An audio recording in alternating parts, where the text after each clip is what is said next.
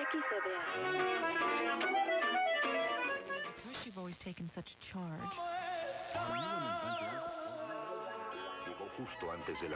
You are listening to the Border Chronicle.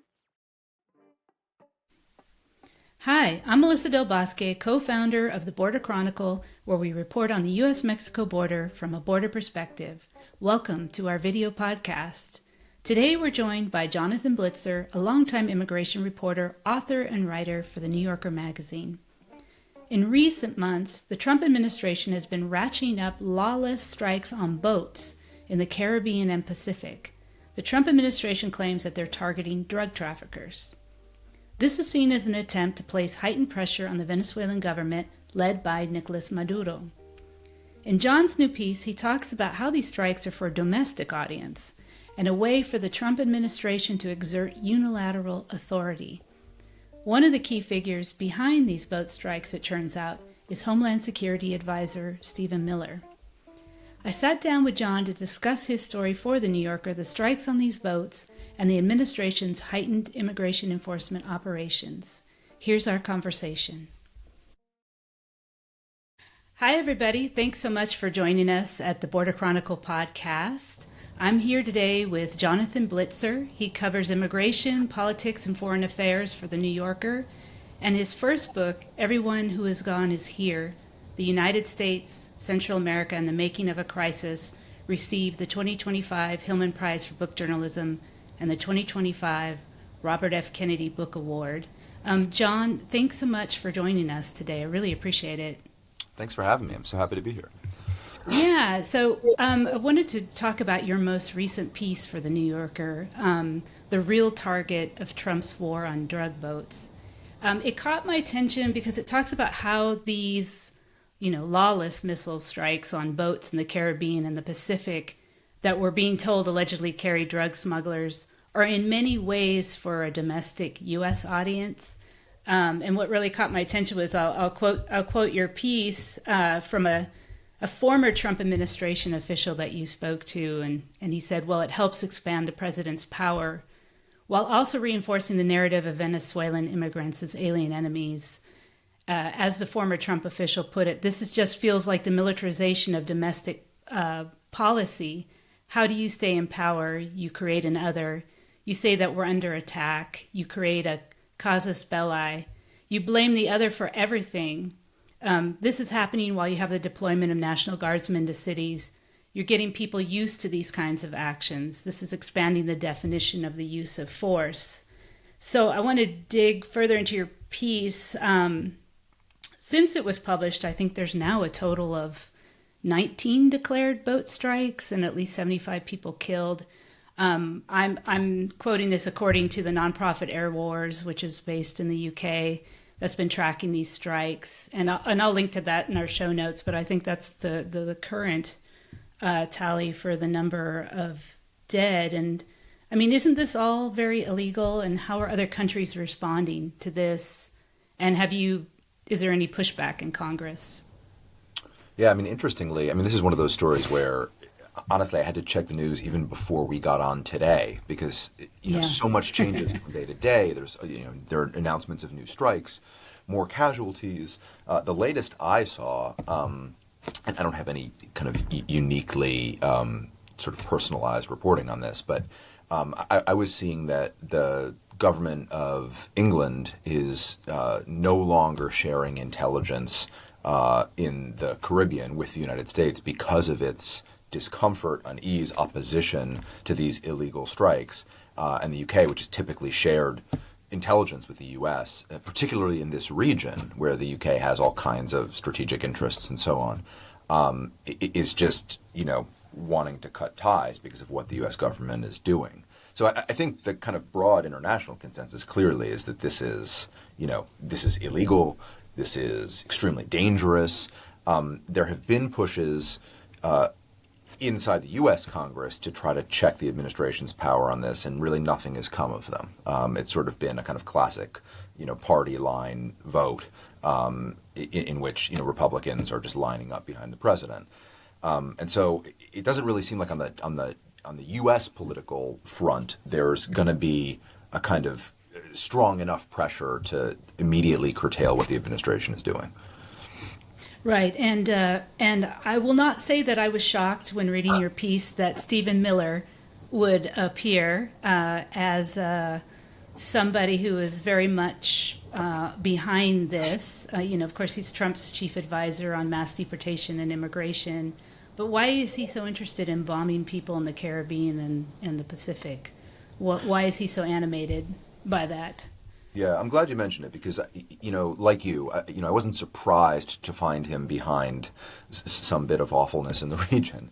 But I have to say I was struck by it because, typically his interests tend to be more with U.S. domestic policy, as you say, immigration policy, enforcement, and so on. And the way I had always understood kind of the broader dynamics inside the administration vis-a-vis Venezuela was that there were kind of foreign policy hawks and ideologues like Marco Rubio, for instance, the Secretary of State, who have long championed regime change in the region, who have tried to push the president in different ways toward that outcome.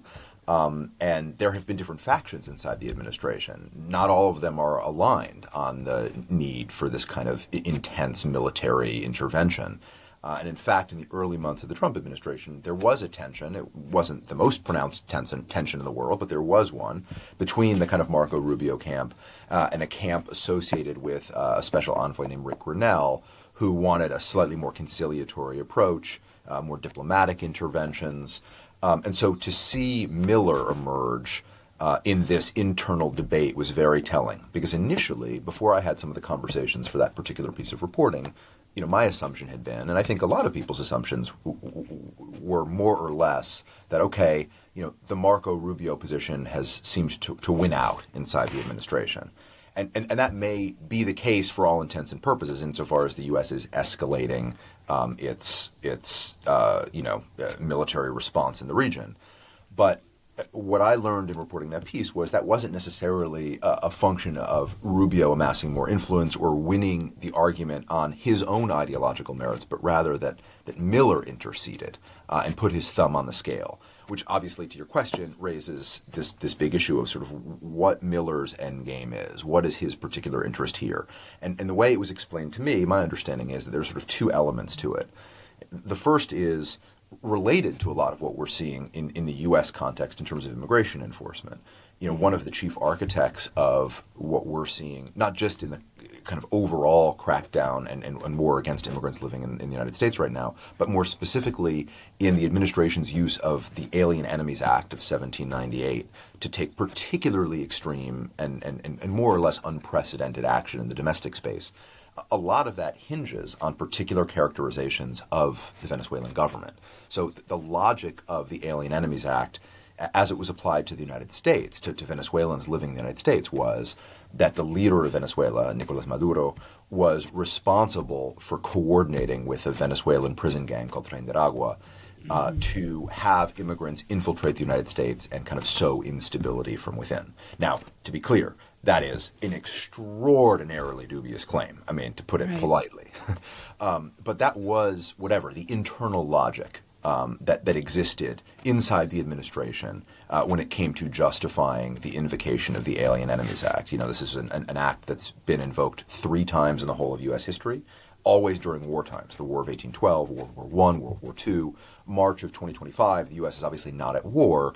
And so there was kind of all of this legal scaffolding that got built into the administration's arguments that basically tried to recast the idea of mass migration as a form of invasion. These are direct quotes from executive orders and so on. And to make it seem like the leader of Venezuela, who by all accounts is a repressive reprehensible authoritarian, was in some way coordinating this international criminal operation.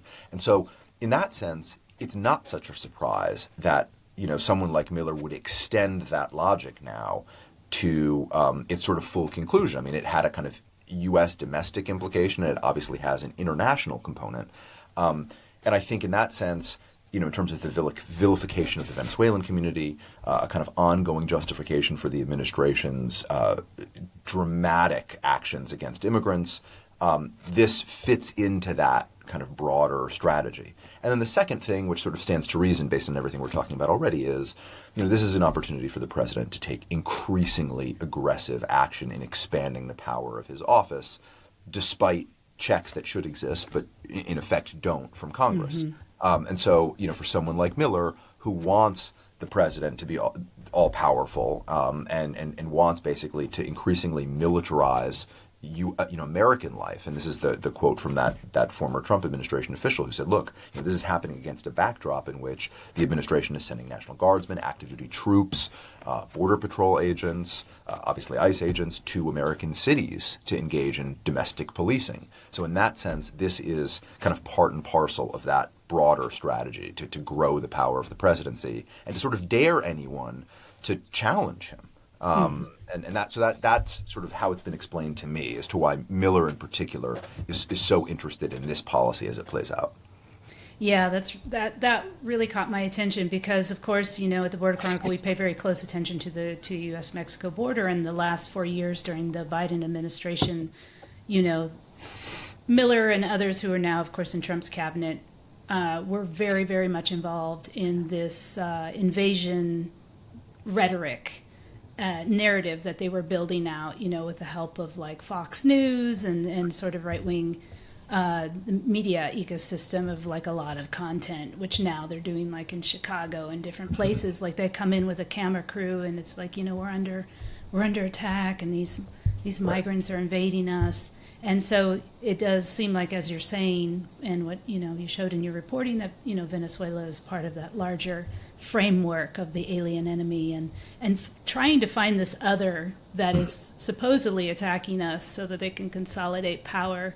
Especially, I think, as we're going into the midterm, I think things are going to get increasingly strange. What you're saying also reminds me of something which I remember really acutely during the Biden era, because I heard some fringe Republicans saying it, certainly the likes of Miller and others in that orbit saying it, and at the time I kind of dismissed it as just complete madness, which was, and I'm sure this is obviously of particular interest to you probably know more about it than I do, honestly. Trump had always fantasized during his first term about taking military action inside Mexico. And bombing this is all in scare quotes, right? But bombing the Mexican cartels. That was something that he had brought up with his defense secretaries, and because there was still a kind of core element of I don't know what you would call them, either career civil servants or people who saw some modicum of reason, there was always a check on these absolutely, unhinged impulses. But the idea was, the United States is having a problem with fentanyl. There are Mexican cartels that are involved in, sending fentanyl to the United States. Of course, those are happening through ports of entry. There's all kinds of misinformation around the realities of fentanyl and so on. But it was such that the president at the time talked about, kind of idly talked about taking, the route of bombing cartel, readouts in Mexico, and was kind of talked off the ledge at the time. But what I noticed during the Biden years was that kind of talk came back with real ferocity among Republicans. I was on a panel with a congressional Republican who was put on the panel. It was Dan Crenshaw, a Texan. Oh, yes. He was put on the panel, I think, precisely to sort of be, this ostensibly more moderate voice inside the Republican conference at the time.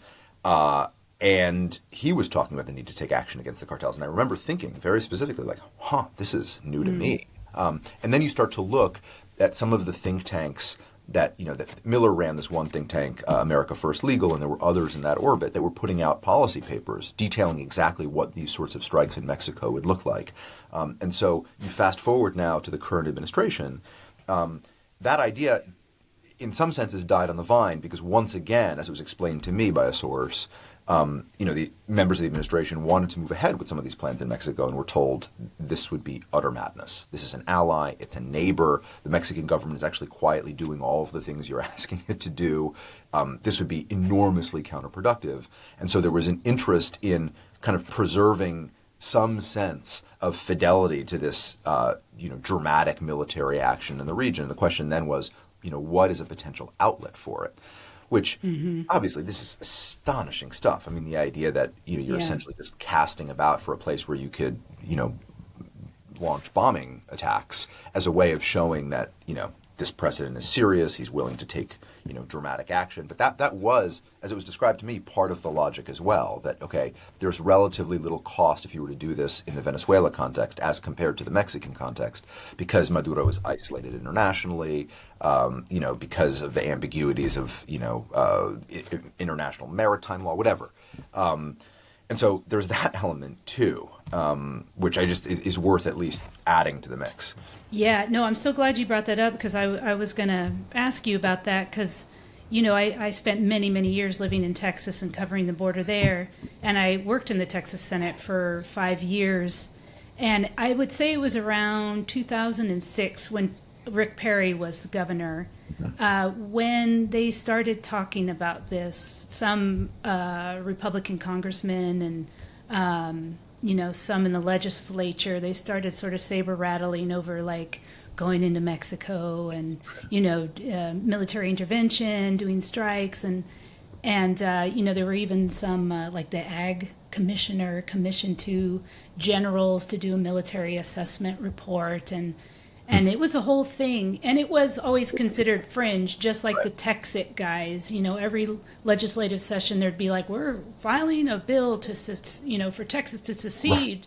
Right. And, it's like, okay, that'll be great for your constituent newsletter, or for right-wing media, but it's not real. Yeah. And it was alarming to me to see it seeming to become normalized during the Biden administration, like you said. Like, they were really talking about it like, they were going to possibly do it, Yeah. And then with Trump coming into power again, it was like, okay, well, anything's on the table. So I was glad to read in your piece, and what your sources are saying is that it's just economically and politically disastrous for them to try to do that. I mean, Mexico's our top trading partner. Right. Our economies are just intertwined. Mm-hmm. So, and then I did just read this morning, actually, at the G7 summit, that Rubio said they will not do any intervention in Mexico.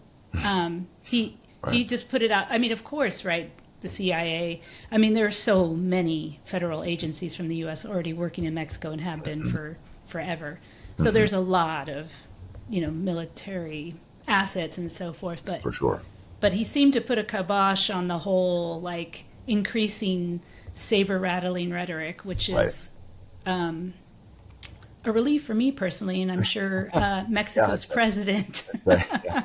One source told me that, part of the, I don't even know how to describe it, I guess sort of part of the benefit or the upshot of these bombing attacks in the Caribbean, and in a few cases in the Pacific, at least from inside the administration, was that the president is sending a message.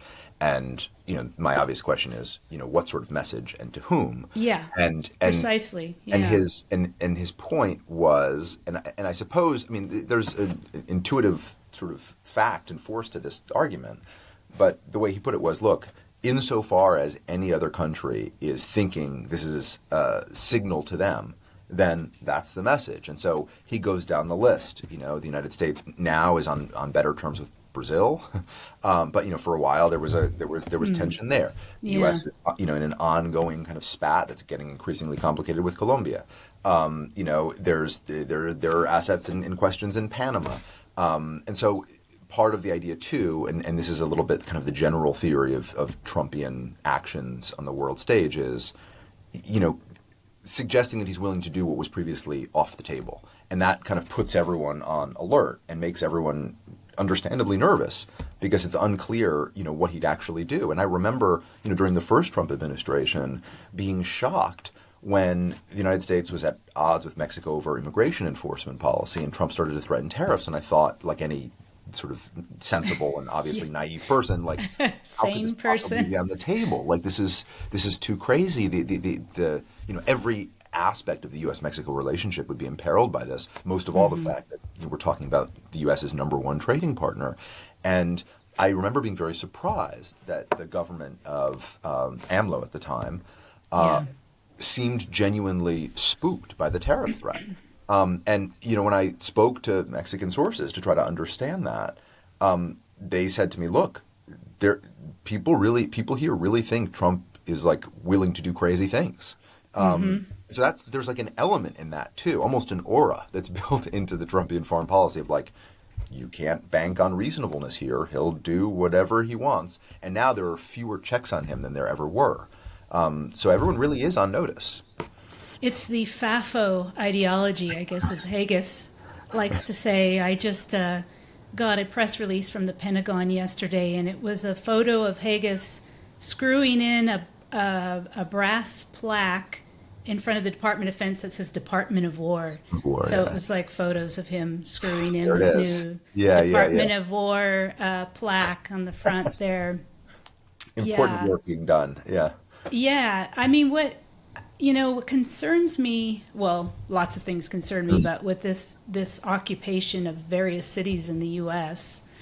Is the normalization, of this militarization. Because, of course, at the border, we've had thousands of troops and National Guard for years now in U.S. communities on the border, where I don't think the rest of the country's really realized how intense it's been, and that it's really, I think, been a learning lab, for MAGA, at which they're now deploying these tactics into the interior, into places like Chicago and stuff like that. I mean, and he's saying this is to fight crime, right? We need the military to fight crime. The military aren't trained to be law enforcement. I mean, they're trained to kill people. So, I mean, what do you think, and what are sources saying to you about, once the military have been deployed like this, is it like a slippery slope, and they're just going to be more and more invested in our domestic politics? Yeah. Is this like the end of Posse Comitatus? Yeah. I mean, I was just in Guatemala for a conference, and a Salvadoran journalist asked me exactly this question, and obviously it's inflected with all of his experience about what Nayib Bukele has done in the last 3+ years. I mean, going back years, but in particular over the last 3 years in El Salvador. Said like once the federal government deploys the military to engage in domestic policing, how do you put that? How do you put the genie back in the bottle? Essentially, was the question. Yeah. And of course, the implication of the question was you can't. And I certainly have that sense that there's I don't know that there's any clear coming back from this. But I think, no, to your point, it's incredibly striking. It's incredibly alarming. I've tried just for the sake of sort of a sense of journalistic direction in these moments of just such insane chaos. Yeah. Like trying to categorize the things that I expected to happen or half expected to happen, maybe couldn't sort of actually visualize the full human consequences of, but kind of anticipated in some form or another. And then the things that were, that totally caught me off guard. And of course, you make this list, and you're immediately, revealed to be naive. Right. But basically, I remember focusing very much on Trump's rhetoric around the use of the Insurrection Act back when he was running for his second term. The idea that he was going to use the military to police American cities. And, that I took very, very seriously when he issued that threat. Obviously, the clear message of all of this is that you should take everything seriously that he says, because he actually intends to do all of these things. But I was particularly keyed into that because of what I remember from 2020 during the Black Lives Matter protests that summer, essentially, where you started to see a little glimmer of what it would look like to have DHS agents, for instance, active in, U.S. cities engaging in, policing activities. And that was, again, just a small window into the kinds of things that now we're seeing on a much bigger scale. And then, of course, it's just to show you the folly of my thinking that I could kind of organize my own brain around some of this stuff. He obviously also spoke about the Alien Enemies Act, and I kind of wrote a lot of that off during the campaign because I just thought, what could that even mean? What could that possibly look like? And, of course, there it is within a few months. I think your work has really reinforced this for me, quite honestly. I mean, the degree to which this mode of engagement from the administration is predicated on essentially bringing the border to U.S. Yeah. cities, to the interior. Right. And that has 1,000 different manifestations. Most obviously just the fact that, you have Border Patrol agents engaged in policing in the interior of the United States, which would seem like a contradiction in terms. Right. There's the fact that, Tom Homan, who's sort of ostensibly at the top of this sort of logistical planning around mass arrests and deportations, is literally called the border czar, although his actual responsibilities have nothing at all to do with the border as such. But the idea is, again, to kind of use this notion of the security that we've seen at the border and the kind of impunity we've seen at the border and apply it to cities. And going back, when you start to, not to turn this into a metaphor, but, when you start to look at all of the different ways over the last several years that sort of the border has come, into the interior of the United States, this has implications too for Democrats because, I'm thinking about, we've been talking about Texas politics, and in some ways Texas politics is an inescapable fact of any conversation about U.S. immigration politics. But, there was Greg Abbott in the spring of 2022 sending busloads of recently arrived migrants to, blue cities, Chicago, New York, Washington, D.C., Denver, and so on, deliberately trying to overwhelm them and to kind of send this message to Democrats that, like, look, you're going to have your struggles too. And that really, more than anything else in my experience, changed how Democrats thought about and talked about immigration enforcement issues. There was a really marked shift to the right among Democrats as a result of the so-called cities crisis. And again, that idea was to bring the border into the interior. And now when you see kind of how, to my mind, tepid the political response has been to all of these abuses that we're seeing in cities across the U.S. Not tepid in a human sense. I mean, I think people are being very brave and coming out and showing in really sort of, courageous, forceful, visceral ways just how opposed they are to these policies. But I'm thinking specifically about the Democrats who are terrified of touching the immigration issue writ large and are sort of, by and large, I would say, unable to see the threat that this kind of immigration enforcement poses for democracy in general, which is that, as you said, the policing of immigrant communities, policing of the border, these have always been laboratories for authoritarian policy. And now they're being unleashed in the interior of the country. But the idea of the border, the idea of law and order, all of these kind of pat notions that have been so much a part of certainly Republican rhetoric and the Democrats have by and large accepted the premise of over these years has meant that it's really neutralized, I think, a lot of the kind of political criticism of what's happening. We're seeing increasingly, governors, Pritzker in Illinois, speaking very forthrightly about this. But in terms of the Washington response, it's been, I have to say, absolutely horrifyingly quiet. And so, to your question about sort of, how the borderlands are really this kind of gateway into a lot of what we're seeing, I just think we could spend months and should kind of detailing all of the ways in which this is playing out, because I just think that in every sense you can parse all of the kind of consequences and implications of it. Yeah, it's just incredibly disappointing, like you say, to not see any leadership from the Democratic Party in defending immigrant communities and defending, our country as a nation of immigrants, and really having this very impoverished narrative where they're just reacting to this, kind of iron fist authoritarian rhetoric, which has been on repeat for years and years now. It's just it drives me crazy. I can only imagine it drives me crazy. So so you watch Latin America very closely, in Mexico as do I. And,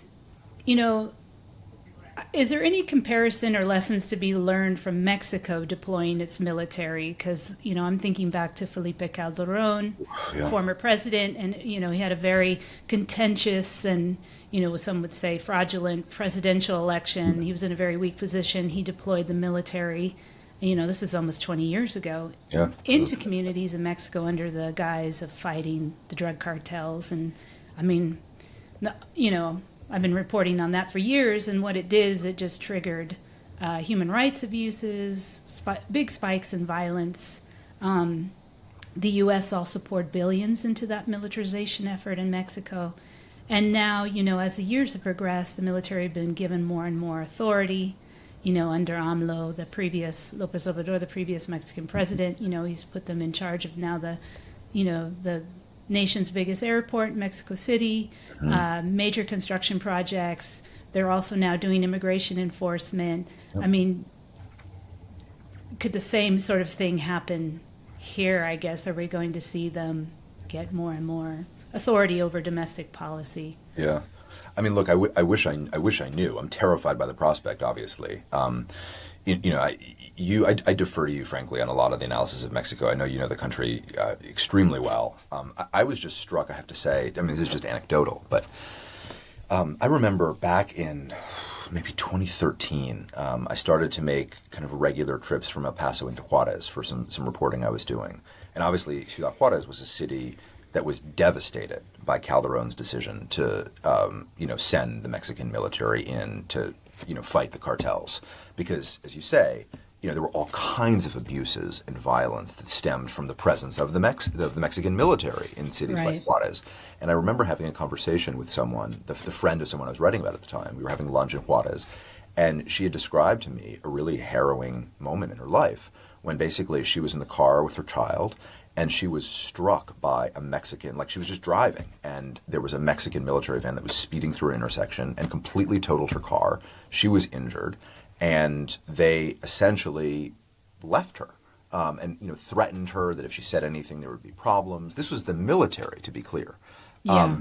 And I just remember, I mean, this is, again, as I say, I mean, I'm not suggesting there's a kind of deeper analysis beyond just the force of what I remember her narration of it to be, of this moment to be. She was terrified, and she had a real fear of Mexican law enforcement, not just criminal elements, but law enforcement. And I was thinking about her recently because I've been reading all of these accounts of incidents that U.S. citizens are having with ICE agents in Right. American cities. And there was one case in particular in Chicago, or in the outskirts of Chicago, and I've only read about it, I've not been reporting on it, where a woman was basically hit by an ICE van and was then basically fired on by these agents because she had actually come into contact with their car, even though they had hit her. And she was struck. She was actually shot by U.S. agents. Yeah. That's the kind of thing that you start to see. And that's just ICE. We're not even talking about kind of the full force of, the armed forces. So I don't know. I don't know, what to expect in this regard. I find it to be an absolutely just gruesome prospect. To me, one of the big questions, too, is what it's going to start to look like. The administration wanted to radically expand its funding of immigration enforcement activity in the United States and basically got all of the funding it wanted, which is going to mean not only vastly more detention space, which is its own subject of conversation, but also the fact that in theory it's going to be able to recruit even more agents. And we're already starting to see how slapdash that recruitment process is.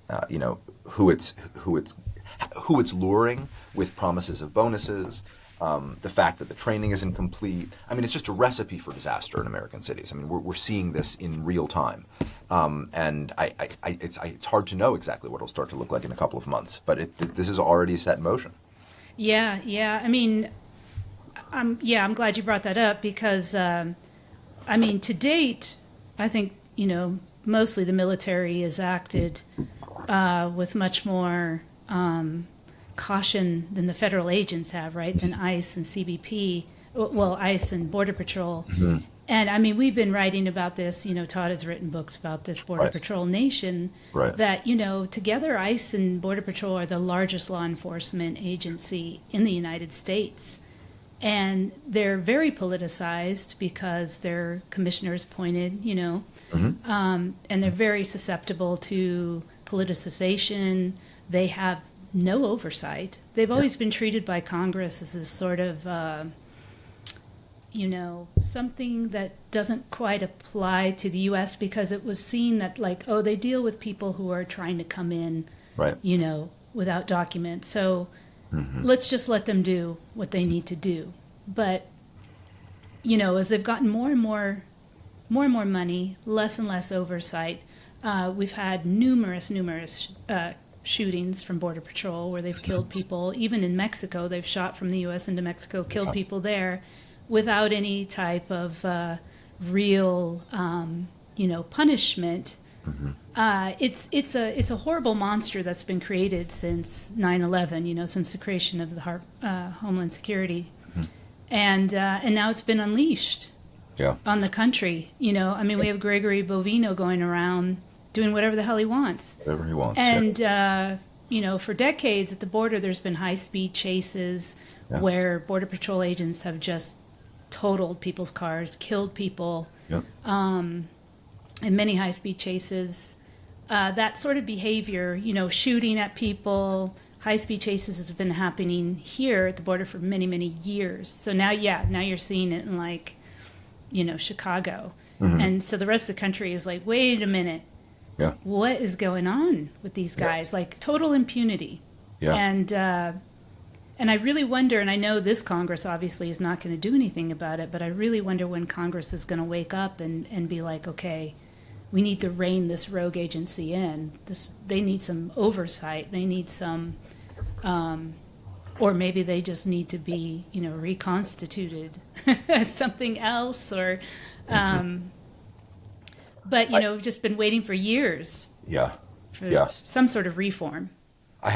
So much. It's all extremely well taken, and I have a lot of thoughts. Just three quick ones in response to that. The first is I have been getting calls, and I'm sure other reporters have too, from former ICE officers in particular, who are communicating just how uneasy and anxious they are by some of the abuses that are happening right now in cities across the country.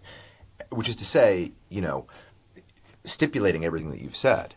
These are people who are sympathetic to the work of ICE and who are defensive about the need to create the agency, and who kind of feel like no other law enforcement agency constantly has to face questions about its legitimacy in the same way that, say, ICE does. There's a sort of chip on their shoulder in a lot of instances, former ICE officers who have this feeling of like, we were always demonized, we were always politicized because of the nature of what we did. And even these guys are calling me and saying, this is a horrible look for the agency. This is going to raise questions that are not ever easily put to rest. The second very striking thing, and along similar lines, is, and this is to your point about kind of Congress's lack of interest in any sort of accountability. Obviously ICE has always, leaving Border Patrol aside, which is, I think, probably had of all federal law enforcement the least accountability, but just to focus on ICE, unlike local police departments, unlike other federal law enforcement bodies, ICE has always been able to operate with an unusual level of opacity. And so that's always been baked into how ICE has worked. But for example, this business about masked agents, this is a new development that creepy. Congress has largely just accepted. To me, even among Democrats who are nervous to end up on the wrong side of the so-called immigration issue, this to me seems like one of the most sort of straightforward points to make, that you can't have armed federal agents who are masked and who are operating in unmarked cars, that this puts us in the company of Russia. This puts us in the company of, repressive right-wing Latin American regimes from the 80s and maybe early 90s in a few cases. And what's so striking to me about it is this is a new development. It is not the case that ICE always operated, say, with agents being masked or operating in unmarked cars. And in fact, ICE agents notoriously were unmasked during much of the pandemic. And really fought any of those mask mandates. Right. So this is all about the agency not wanting to have agents doxxed, knowing that what they do is so enormously unpopular and scrutinized by everyday people that they need to take pains to disguise the identity of their agents as they do this. The idea that this is untouchable, that like really it's like pulling teeth to get mainstream Democrats to criticize this practice. This is a new practice. This is not something, this isn't part of ICE's mandate that goes back, many years and therefore is just sort of an accepted part of how it operates. This is something new. And that I think also ask just everyday commonsensical people if it seems reasonable to have, masked armed agents doing whatever they want. There have already been instances of people who are not ICE agents extorting Latinos in the United States, claiming that they're ICE officers and operating with masks. I mean, it creates a kind of lawlessness. The last thing I'll say that's a development I'm particularly focused on that is very striking to me and very, very concerning is, obviously ICE, in theory, is meant to be enforcing immigration laws and arresting people who are in the country unlawfully. We've also seen recently, to me, something that I never expected to see, which is ICE agents going after not just U.S. citizens as a result of racial profiling, which is it's obviously its own scandal, but also Democratic lawmakers, protesters, people who are getting arrested right now on the grounds that they are, quote unquote, interfering with federal agents or obstructing federal agents or assaulting federal agents in some cases. And so what you're starting to see is the circle of who ICE is able to arrest widening. And, I'm doing a story right now about a congresswoman from New Jersey who's facing 17 years in prison for allegedly assaulting an ICE officer outside an immigration detention center in New Jersey. But there are now a number of examples. The comptroller of New York City was, basically aggressively arrested and charged with interfering with federal agents because he was accompanying an immigrant to an immigration court in New York City. You have protesters who are filming agents, and you have agents saying to them, "I'm going to arrest you if you keep filming. You're interfering with my work." I mean, this kind of extreme unaccountability is really a recipe for this law enforcement agency turning into agents that serve a particular president personally, that carry out a particular set of political loyalties. And so, all the ingredients for this sort of abuse are right out in the open, and we're seeing it, I think, in really stark ways. Yeah, no, they're the authoritarian special police. I want to ask you about your coverage, and I think a lot about this. I mean, are you disappointed with the way, and I mean, it's so difficult right now to be in the media, to be in journalism, because everything is in flux, with technology, authoritarianism, it's very difficult. But I feel like journalists are still struggling with how to frame what is happening, that they're not being direct enough, like this discussion that we're having, that, ICE is becoming this special authoritarian police.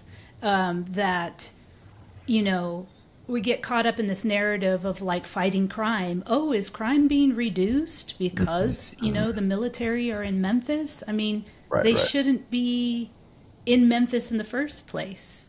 Yeah. I wonder, if you've seen, I guess, the media sort of struggling with that. I mean, you and I have probably even talked about this before, prior to the current moment, that, anytime the mainstream press covers issues related to immigration, to those who know the issue, to those who have personal stake in the issue, it's incredibly frustrating because you see kind of baked into a lot of the framing certain assumptions about, border numbers, just the kind of be-all and end-all of immigration policy being about lowering the number of people who show up at the southern border, having that as a primary metric for understanding what's happening. Or obviously that kind of oversimplification is just brutal to see and incredibly frustrating, and it feels like the kind of moral and intellectual stakes of that misunderstanding increase with every misstep. That said, I do think that I don't want to say this is an upshot of all of the abuses that we're seeing in cities across the country, but I actually think kind of quite amazingly, the abuses have been so rampant that I'm seeing franker and more direct accounting than I maybe expected, just because the actions are so stark and aggressive. And one thing that's really struck me, I have to say, is, I say this as a journalist who, like, I write long form stories for a magazine. Yeah. And so my modes of engagement are slower, and I have to kind of pick my spots and so on. What I'm getting on my Instagram feed is more bracing in some ways than anything I could report directly in the moment. I'm getting video from Yeah. people showing, abuses in cities. So something that I wrestle with, I mean, I can't speak for other journalists doing other forms of this work, but, the thing that's a challenge, for me is finding ways of being responsive to what's happening on a daily level. Yeah. It's While really knowing difficult. that, okay, like for me, it's going to be, the fastest pace at which I can work at the New Yorker is to write something that goes up online. I can do dispatches in real time. I mean, there's a fact-checking process. There's a kind of rigorous editing process. That's always going to slow us down a little bit. Yeah. But, there have been stories I've worked on where I've been working. I had a recent story about the Venezuelan community in Colorado that, took me, I would say, a standard amount of time for a long-form New Yorker piece. But I had to, the degree to which the story changed as I was working on it was so intense that I just kind of the piece kept expanding, the central figures in the piece kept moving around, both for the purposes of guiding a reader through everything. In one case, and this has actually never happened to me before, one of the people I was writing on, whose daughter was in ICE detention, she got arrested a few weeks after we spoke. So that changed how I narrated her story and how I even understood what my interactions with her had been like. So it's I'm finding it frankly overwhelming. And a conversation I'm constantly having with my editor is, sort of trying to find almost like intellectual or thematic footholds into what we're seeing. Yeah. That there are ways of almost categorizing the kinds of things that we're seeing. So that, like, because typically as a journalist, obviously you see something unjust or overwhelming, and you kind of rush into the fray and you try to write it up or tell that story with some fidelity. What's happening now is you do that, and the next day there's something even more scandalous that happens. Right. And so some of the ways I've been thinking about things are, okay, can we organize some of our reporting around, say, particular immigrant communities in the United States and what they're up against? So like the Venezuelan community, and it's obvious. I mean, even just using that as a category, you can see how deep you can get into what this administration's war on immigration has looked like, because that's always been a kind of real axe to grind for the administration, is going after Venezuelans who came into the United States legally through Biden-era programs. The fact that the lion's share of immigration to the United States came from Venezuelans over the last several years. This was always going to be a point of obsession for them. That's one way of doing it. Another way of doing it is to look at kind of categories of ICE activity. For instance, they're going after people who are protesting ICE actions. That's a kind of new thing. So I'm sort of constantly rejiggering my sense of kind of what the different sort of plot lines are, because just the volume of what's happening is so overwhelming. And so we're all working journalistically in different modes against that gradient. That here you are trying to, the whole point of doing reportorial work is to drill down. But as you're drilling down, there are 5 or 6 other things that are happening. I think that's hard.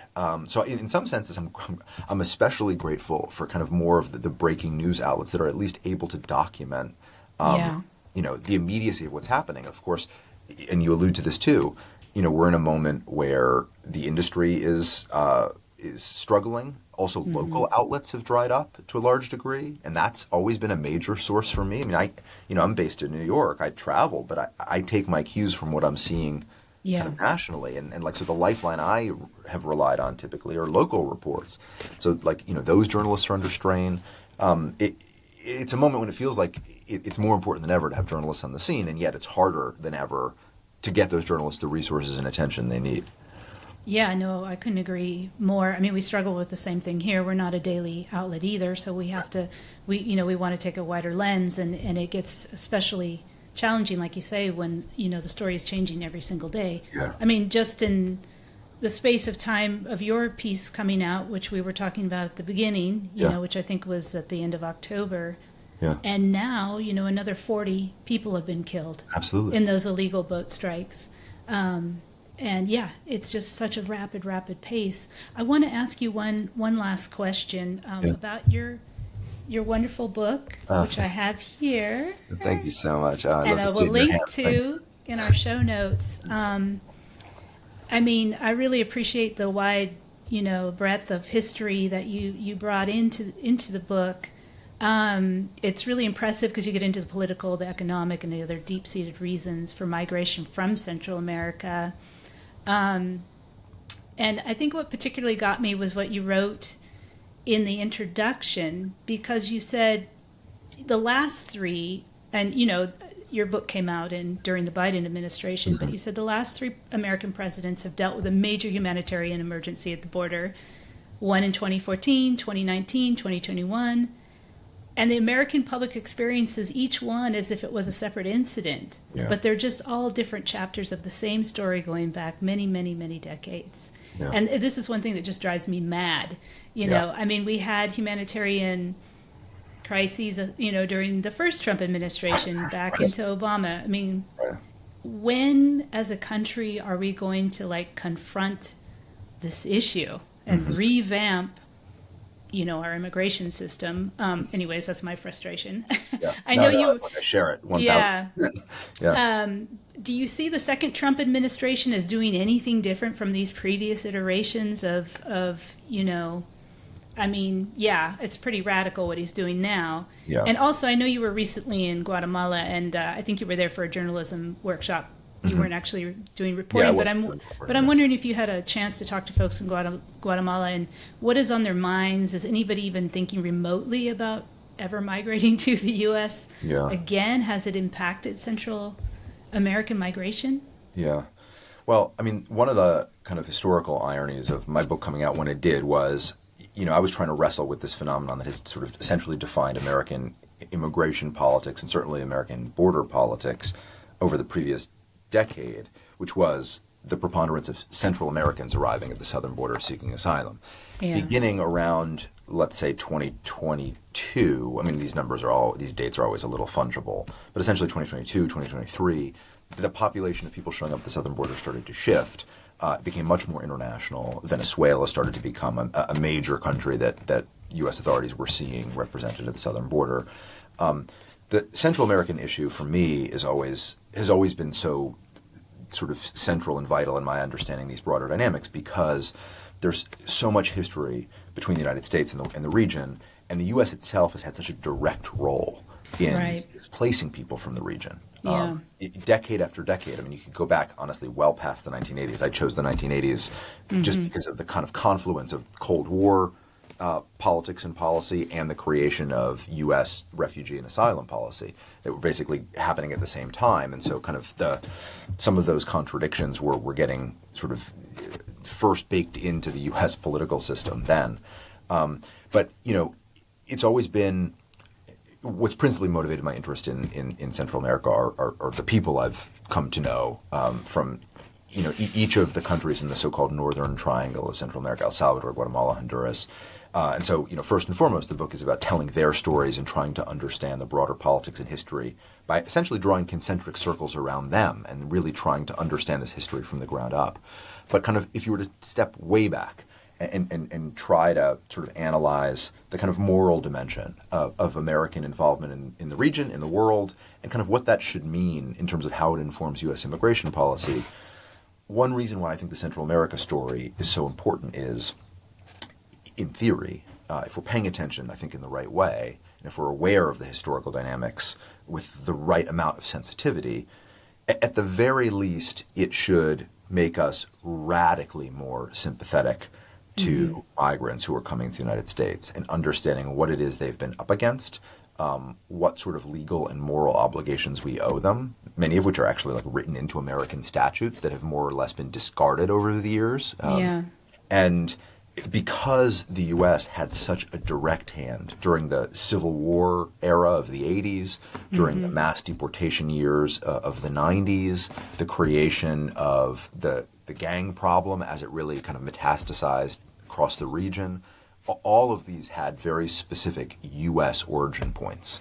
And so if ever there was a kind of intellectual and spiritual experiment in needing to understand how we should be thinking about ourselves, our sense of responsibility, our sense of obligation, in terms of modernizing our immigration system and making sure it's as humane and capacious as possible and addressing the world as it is, this would be the kind of vector for having that conversation Right. because of the U.S. involvement in creating the conditions that drove so many people to emigrate in the first place.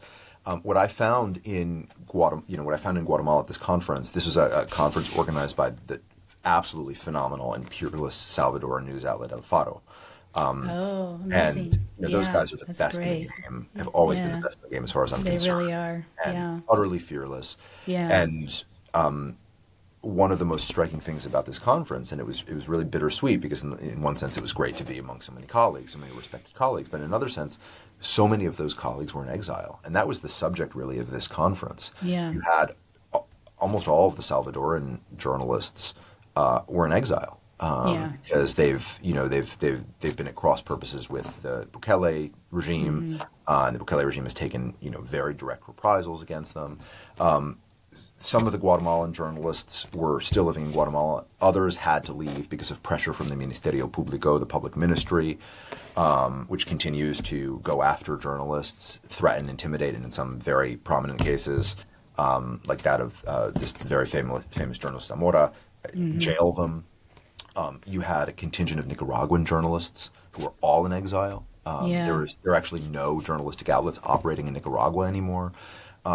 So it was an incredibly humbling, striking group to spend time with, because here I was like giving a workshop about narrative journalism, Yeah. and there were, I have to say, like really bracing moments when a Nicaraguan colleague would raise his hand and say, like, look, I understand what you're talking about here in terms of the value of creating a scene and creating personal texture around a character in a story. But like, imagine doing that when you can't identify any of the people involved. You can't give any physical description of the landscape because the authorities can read between the lines and figure out what you're talking about or who you're talking about. Yeah. So it was a very, very striking time to be with colleagues. And it does put what's happening in the U.S. in this broader context. Obviously, the knockdown effects of the American political situation are profound across the region. There's no pressure on any of these repressive regimes in Central America to change their behavior because the U.S. is setting the tone. It's emboldened them on the 100%, contrary. 100%. Yeah. And the U.S. absolutely. has worked hand in glove with Yeah. the Bukele regime, for example, in El Yeah. Salvador. So I haven't, I wasn't, typically when I'm in Guatemala, I'm in places like the Western Highlands or kind Right. of closer to the Mexican Yeah. border. I wasn't anywhere near there. But what colleagues were saying was that, right now, immigration to the United States has slowed to a standstill for all of the obvious reasons. Whether or not that persists is an open question. And typically what we've seen, and I mean, you and I have even talked about this, and I know your work is accounted for this fact too, is, when there are radical changes in a U.S. administration, there's often a kind of period where people and smugglers kind of wait and see and Yeah, figure out kind right. of how to game the new set of realities. Game from a kind of smuggling standpoint, or for people who are desperate to leave, kind of bide their time to figure out kind of the best way to make their escape when they have to make it. So it's uncertain what will happen in the next several months. But we are seeing, I think, very concretely, the fact that the numbers at the southern border have dropped way down. Anecdotally from colleagues, that's what I was hearing. Colleagues Yeah. were reporting across the region. And in fact, there has been increasingly people, recently arrived immigrants in the United States, or others who've been here longer, who are actually doing the reverse trip and are leaving because Right, the thinking right. is, why bother living under these circumstances? It's too Yeah. miserable. The threats are too great. So that was sort of all in the mix. Again, this gets back to the conversation we were having earlier. My book is about, I'm trying to sort of import some of the bigger historical context into our kind of contemporary understanding of what's happening at the border and beyond. A kind of, downstream version of that too is, I think, to look for Democrats in particular, to look more critically about the outcome of the 2024 election and to Yeah. really try to understand better kind of not just why Biden lost. That's a kind of a political conversation for people in Washington. But there seems to be a consensus hardening that one of the main reasons why Democrats lost was Biden was too permissive at the border, which I think misses so much. Oh, I mean, so much. There's Yeah. it's incredible to see in real time this consensus forming among smart, influential people Yeah. And so there's real intellectual and moral value, I think, Hmm. in trying to go back. I mean, even in this case, just a couple of years to be able to better diagnose exactly what was happening. Yeah. Because I do think that, you know, it's striking even over the span of the last year and a half, 2 years. You can see people making the wrong historical inferences and coming to the wrong conclusions. And there are all kinds of human consequences to this misunderstanding. And you can see it happening in real time. So imagine then the kind of accumulation of that misunderstanding going back decades, going back 4 decades. You get the kind of full force of, I think, the narratives in the book. Yeah. So I'm grateful to. I mean, I'm far from alone among journalists and historians in trying to understand these questions. And there's so much rich work out there that tries to get these stories right. And there's such value even now, as dire as things are right now, to try to look back, Right. to be able to better diagnose how we got here. That Yeah. is my constant takeaway. How did we get in this handbasket? Yeah, yeah, 100%. Yeah. Yeah. Well, thank you so much, John. I really appreciate you taking the time to join me today for the podcast. It's an honor to talk to you always. Thanks for having me. Yeah, thank you. And everybody, go out and buy John's book. We'll have a link to it, and it really explains like the context and the deep history that goes into what's happening right now, you know? Yeah. Thanks so much, John. No, Appreciate thanks it. again. That was Jonathan Blitzer, a writer with The New Yorker and author of Everyone Who Is Gone Is Here, The United States, Central America, and the Making of a Crisis. You can read more of his work at The New Yorker. And that does it for this episode. This episode was edited by Jose Olivares. And if you like what you're hearing, please consider rating us on your favorite podcast platform. It will help other people find the show. You can check out more of our work at theborderchronicle.com. I'm Melissa Del Bosque, and this is the Border Chronicle podcast. See you next time.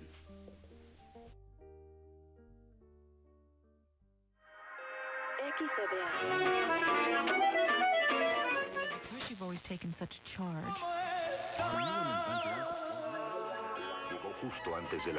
You are listening to the Border Chronicle.